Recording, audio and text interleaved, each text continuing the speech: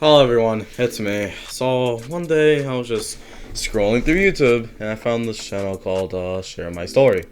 And I watched one video and I immediately knew that, well, this story that they told never fucking happened. Literally all their videos are made up stories made by the 7-year-old that picks his nose. Nothing on the channel is real. But it's funny to shit on these videos, so that's what we're going to do today, everyone. We will be reacting to 2 of their videos. First one we'll be reacting to is called Psycho Girl vs. Psycho. Just by looking at the thumbnail, I already hate this. Hey, I'm Caroline, and my neighbor made my life hell by listening to loud music every single night. Every night? Damn, this guy really likes Metallica. Oh, for real though, don't fucking do that. Don't blast music late at night. People have Workmate, and they're going to show up at their jobs tired because you just had to jerk off to your fucking death metal. I knew I had to get rid of him, so I set him up, and now he's in prison. Let me tell you how I did it. She must have done something very extreme or told the police something very extreme in order for him to get into fucking prison. Like, what the fuck? I mean, you could have filed a noise complaint, lady. You could have just had the police just go over to his house and take away his music shit, or just tell him to fucking get the fuck out of his house and just move somewhere else. Like, let somebody else deal with this shit. It all started after I got my promotion at work. Finally, I had enough money to move out of my mom's home and to find my own place.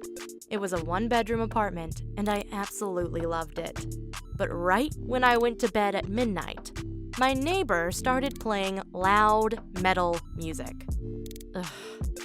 I waited for 5 minutes, hoping he would turn down the music again, but nothing happened. So I decided to knock on his door. Of course, I was scared, but I had a knife with me, just in case. When he opened the door, he looked drunk and smelled like he hadn't showered in months.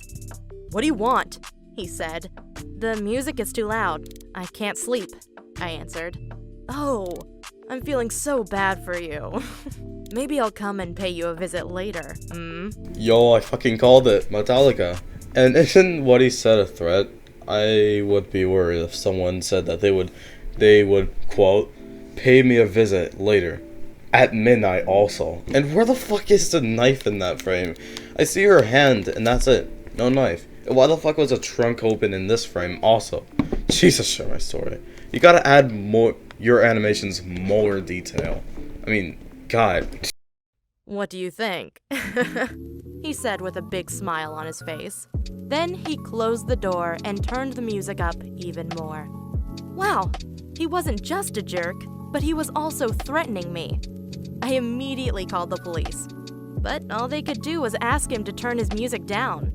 But as soon as they left, my neighbor turned his music up again.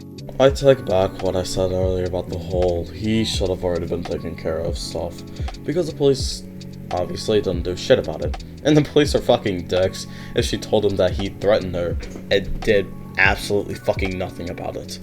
I might look like a nice and sweet girl, but you better not mess with me. It took me less than 5 minutes to come up with a plan to destroy this whole man's life. And here is how I did it. Right the next day, when my neighbor entered our building, I left it so he knew I wasn't at home. I had left my apartment door wide open and placed a couple of $1,000 on my table. I knew if my neighbor saw the money, he would go and try to steal it. That's why I planted a video camera into my apartment that would record everything. To be honest, like, I don't like your plan, but seriously though, don't try to fucking frame your neighbor. And I'm saying this because you never know what's going to happen. It can go terribly wrong. Anything can happen. Okay? Don't do this. It's very risky. And you never really know somebody too well. You don't know what they're going to do. So, yeah. And I also asked my best friend to overwhelm my neighbor in case he would try to steal the money. Well, everything went as planned. And after my neighbor had picked up the money, my friend threw himself on him and held him down until the police arrived. I was there too, and it felt so good to see him being arrested with handcuffs and all. But of course, he knew I had set him up. So when he saw me, he screamed, "It's not over yet. I will come and find you." Motherfucker threats like a main villain in a school play, but nothing really happened after that. The guy was apparently part of a biker gang, and he sent the gang to chase her down, and she had to go under witness protection because of that, blah blah blah. This entire story, is most likely pure fucking bullshit. Because how the fuck would he get people to hunt her down when he doesn't know her fucking name? But hey, maybe he knew her name. I don't know. They didn't say that in the video. Maybe he told people to go to where he lived and look for a fucking not blonde here. Fucking brown-haired girl. I can't speak.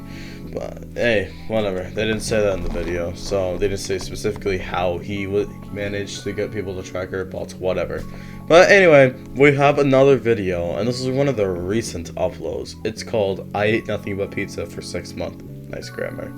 But how the fuck are you alive? Last time I checked, it's fucking fatal to eat nothing but fucking cheese, sauce, and dough for half a year.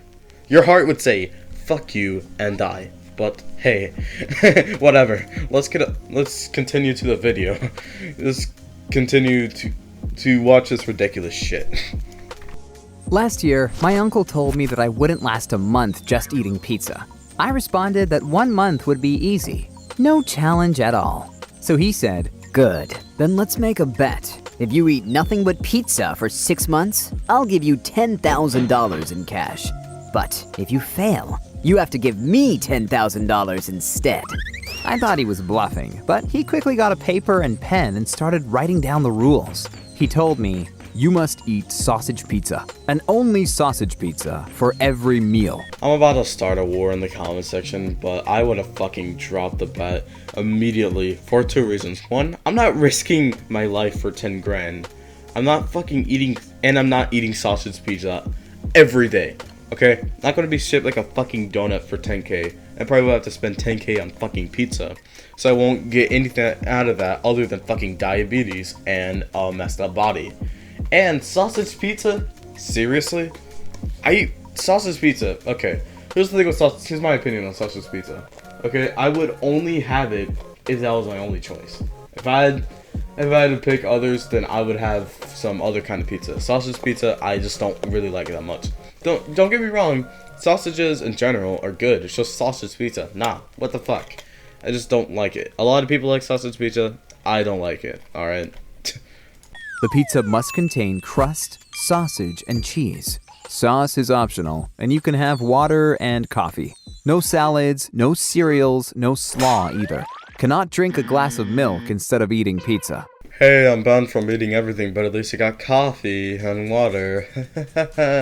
But seriously, this isn't healthy at all, mate. Drop the bet. That 10k isn't even worth it. Your health's more valuable than $10,000. That morning, I went to the farmer's market with my girlfriend Jenny to get fresh cheese and sausage. Then I made a homemade pizza with whole grain flour and sent him a boomerang of me eating it. I like teasing him at every mealtime. Then after 2 weeks, I was out of whole grain pizza base. So I got 2 14-inch pizzas delivered from Domino's and ended up eating both in one meal. And both in one meal? What the hell? I can't even eat more than half of a 14-inch pizza. And you ate fucking 2?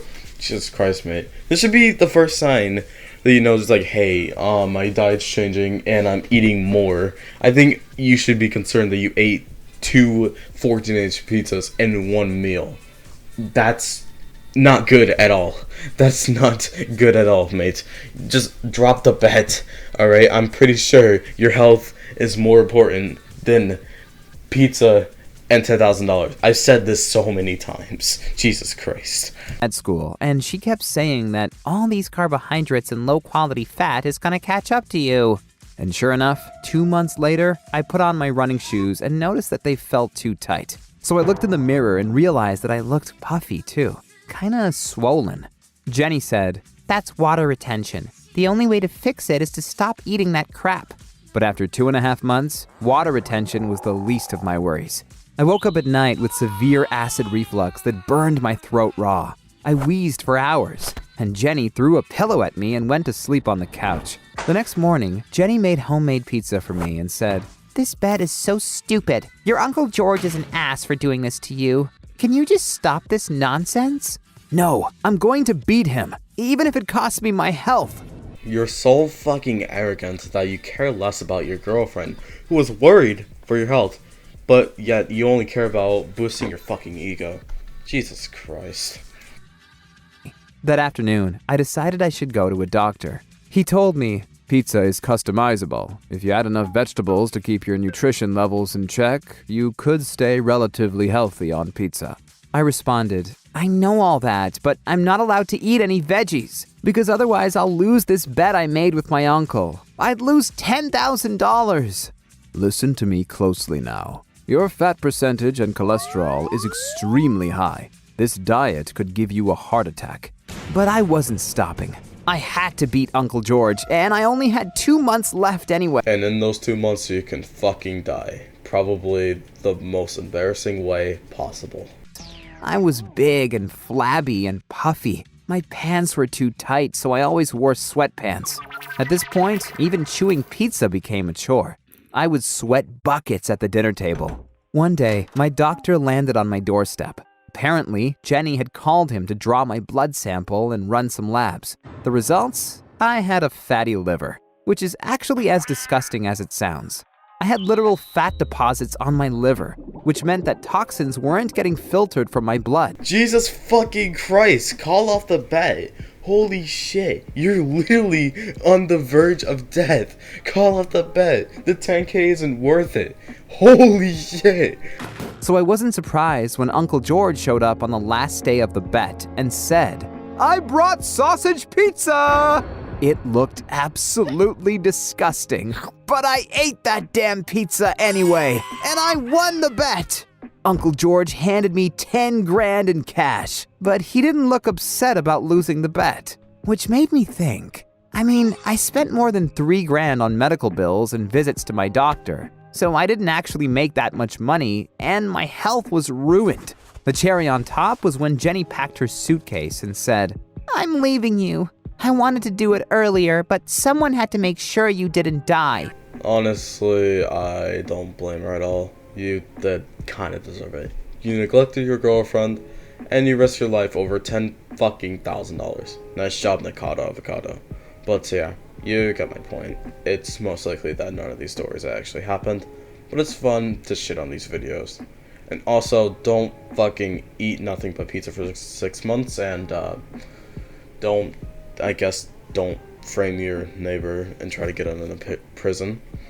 But yeah, these videos are very interesting.